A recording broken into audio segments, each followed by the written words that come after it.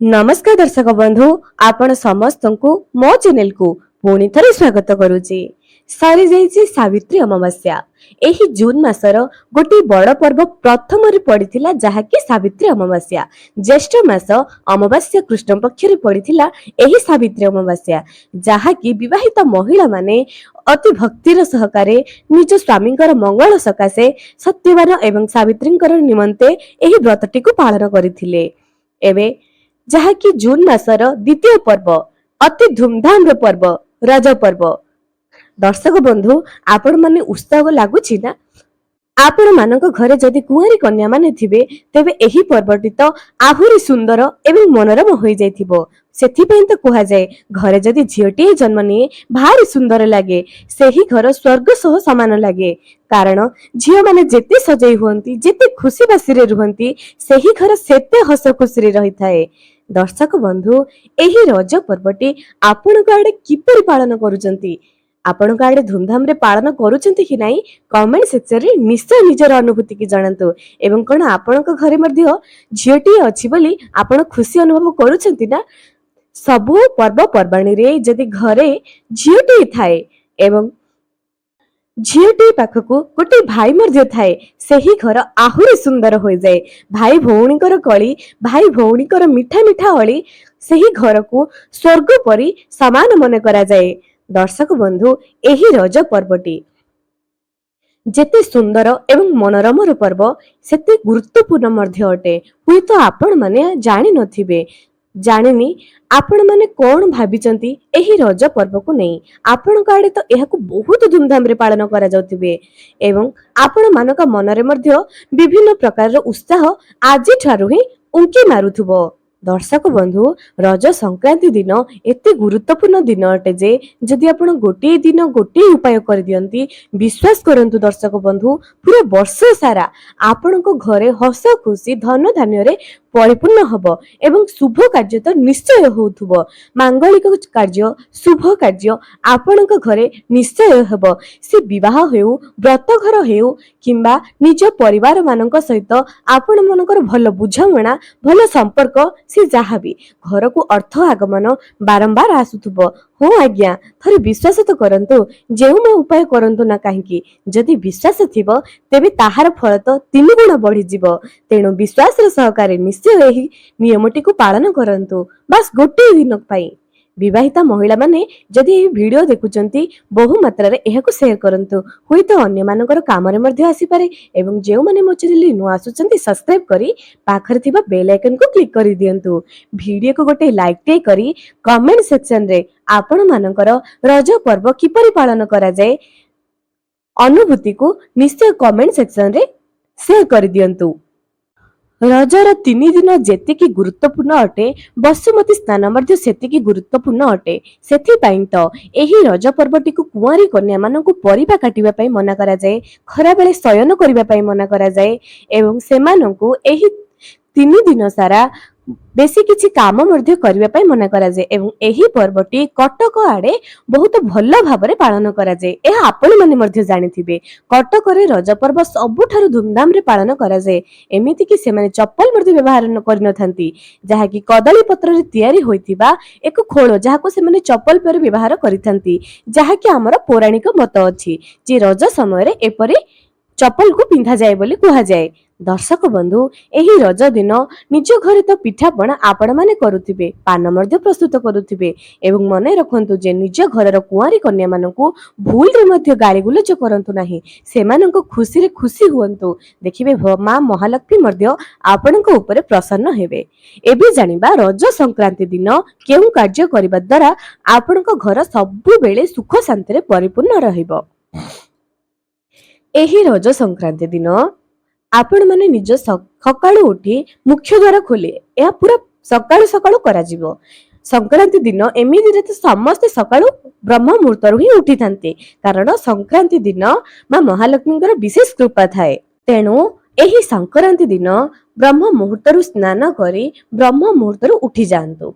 उठी जिबा परे निज मुख्य द्वार खोली मुख्य द्वार रे किछि पानी छिड़के दियंतु। पानी पके जिबा परे हलदिया मुरुज एवं रंग मुरुज ରଙ୍ଗ ମୁରୁଜ ଏବଂ ହଳଦିଆ ମୁରୁଜକୁ ମିଶାଇ ନିଜ ଦାଣ୍ଡ ଦ୍ୱାରରେ ଝୋଟିଟିଏ ଅଙ୍କନ କରନ୍ତୁ।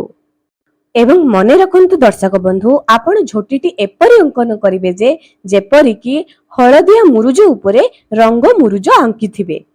ଏହାକୁ ଧ୍ୟାନ ଦେବେ, ଯେଉଁ ଝୋଟିଟି ଆପଣ ଅଙ୍କନ କରିବେ ନିଜ ଦାଣ୍ଡ ଦ୍ୱାରରେ ପକାଇବେ, ହଳଦିଆ ମୁରୁଜ ଉପରେ ରଙ୍ଗ ମୁରୁଜ ନିଶ୍ଚୟ ପକାଇବେ। ମା ମହାଲକ୍ଷ୍ମୀଙ୍କର ପାଦ ପଦ୍ମକୁ ମଧ୍ୟ ଲେଖିଦେବେ। ଦେଖିବେ ଦର୍ଶକ ବନ୍ଧୁ, ଗୋଟିଏ ବର୍ଷ ଏହି ରଜ ସଂକ୍ରାନ୍ତିରୁ ଆର ରଜ ସଂକ୍ରାନ୍ତି ଆପଣ ଥରେ ଚେଷ୍ଟା ତ କରନ୍ତୁ ଏବଂ ଥରେ ଏହାକୁ ପରୀକ୍ଷା କରନ୍ତୁ। ସତରେ ଆପଣଙ୍କ ଘରେ ଶୁଭ କାର୍ଯ୍ୟ ହେଉଛି କି ନାହିଁ, ସତରେ ଧନ ଧାନ୍ୟରେ ପରିପୂର୍ଣ୍ଣ ହେଉଛି କି ନାହିଁ, ମା ମହାଲକ୍ଷ୍ମୀଙ୍କର କୃପା ଆପଣଙ୍କ ଉପରେ ରହୁଛି କି ନାହିଁ, ଥରେ ପରୀକ୍ଷା ତ କରନ୍ତୁ ଏବଂ ଦେଖିଦେବେ ଯେ ଆପଣଙ୍କ ଘରର ସୁଖ ସମୃଦ୍ଧି କେତେ ଉନ୍ନତିତର ହେଉଛି। ଦର୍ଶକ ବନ୍ଧୁ, ମୁଁ ଆଗରୁ ଆପଣମାନଙ୍କୁ କହିଛି ଯେ ଏହି କଳିଯୁଗ ହେଉଛି ଅର୍ଥର ଯୁଗ। ଅର୍ଥ ପାଇବା ପାଇଁ ଏବଂ ଅର୍ଥକୁ ପାଣି ପରି ସରିଯାଏ ଏହି କଳିଯୁଗରେ। ଯଦି ଆପଣ ଛୋଟିଆ ଛୋଟିଆ ଜିନିଷକୁ ଧ୍ୟାନ ଦେବେ, ଆପଣଙ୍କର ଜୀବନ ସୁଖମୟ ହୋଇଯିବ।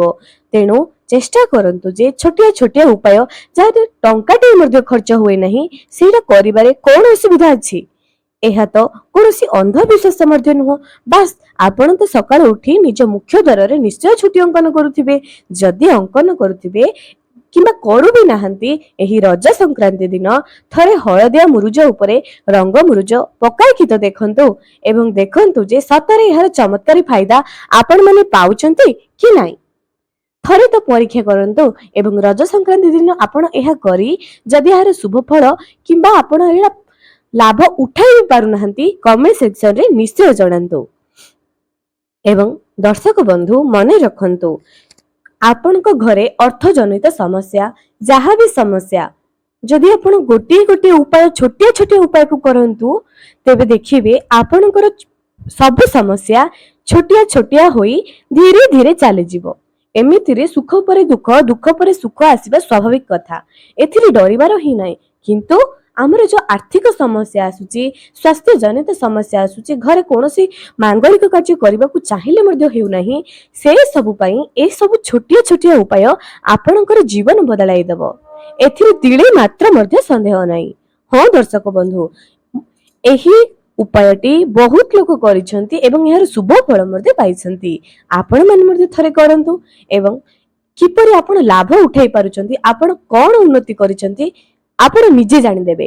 ଘରର ପୂର୍ବର ପରିସ୍ଥିତି ଏବଂ ଘରର ପରର ପରିସ୍ଥିତି ଆପଣ ନିଜେ ଅନୁଧ୍ୟାନ କରନ୍ତୁ, କେତେ ପରିବର୍ତ୍ତନ ଆସିଯାଇଛି ଆପଣ ନିଜେ ହିଁ ଜାଣିଦେବେ। ଏବଂ ଆଉ ଗୋଟିଏ କଥା କହୁଛି ଦର୍ଶକ ବନ୍ଧୁ, ମୋ ଚ୍ୟାନେଲରେ ଏମିତି ବହୁତ ସାରା ଭିଡିଓ ପଡିଛି, ଯେଉଁ ଭିଡିଓକୁ ବିନା ଅର୍ଥର ସାହାଯ୍ୟରେ ଆପଣମାନେ ନିଜ ଘରେ ଏହି ଉପାୟ ସବୁ କରିପାରିବେ।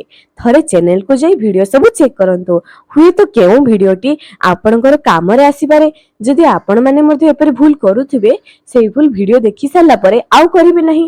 ଏମିତିକି କିଛି ବାସ୍ତୁ ଗଛ, କିଛି ବାସ୍ତୁ ଫୁଲ ଗଛ, ଏସବୁକୁ ଘରେ ଲଗାଇବାର ଭିଡିଓ ଯାକ ମୋ ଚ୍ୟାନେଲରେ ପଡିଛି। ଯଦି ଆପଣମାନେ ଦେଖି ନାହାନ୍ତି, ନିଶ୍ଚୟ ଯାଇ ଚେକ୍ କରନ୍ତୁ ଏବଂ କେଉଁ ଭିଡିଓଟି ଆପଣଙ୍କର କାମରେ ଆସିଯିବ, କେଉଁ ଭିଡିଓଟି ଆପଣଙ୍କର ପ୍ରିୟଜନଙ୍କର କାମରେ ଆସିଯିବ, କିଏ କହିପାରିବ?